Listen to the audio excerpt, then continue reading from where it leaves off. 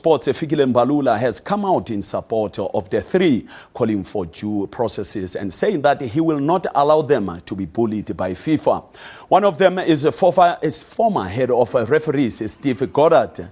My colleague Kendal Makgamathe had a chat with Goddard. He began by asking him for his reaction on his ban by FIFA. Well, the first issue is that we reported the number of referees that have been involved with Football for You.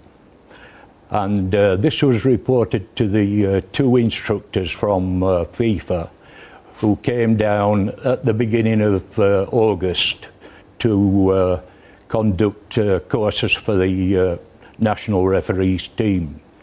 May I ask you this, which year was this? This was 2010, it was August 2010. Now the interesting fact is that I've had it confirmed that those two instructors, they reported back to FIFA, and they also did some investigations of their own with the match officials, which were all FIFA match officials, supposedly, that came in to do the friendly games. Now, the issue is that FIFA has been confirmed by Terry Steens, who was one of the original investigators that came down here. FIFA did nothing then until a letter arrived from the now SAFA CEO, Dennis Mumble. And that was sometime between 2011 and 2012. I don't know the exact dates. Right. That was when they dispatched the FIFA security team of Chris Heaton and Terry Steens down to South Africa. Very interesting. Now, it seems very odd to me that it took FIFA so long to actually react to the situation. The other issue being that eventually we get contacted by the FIFA Ethics Committee, and interestingly enough, at home we have been subject to a armed robbery at the house, and my email was no longer working. Now it transpired that FIFA sent 4 emails before picking up a phone about 3 weeks later to ask me why I was not answering the emails.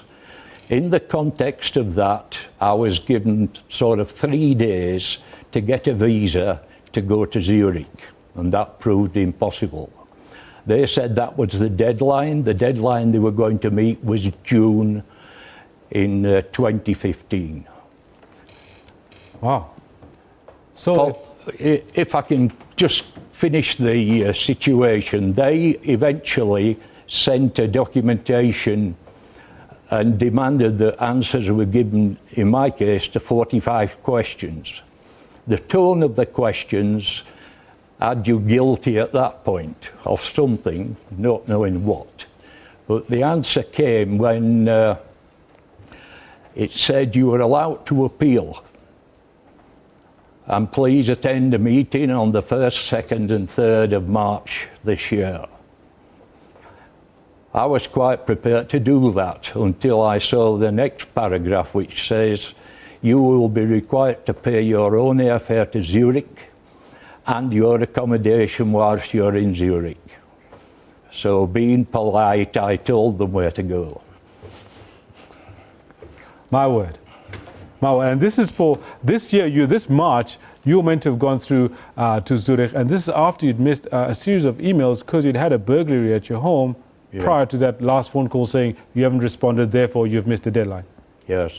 I think the thing is that these characters on the FIFA Ethics Committee have never seen me face to face, don't know me, yet they've made a decision.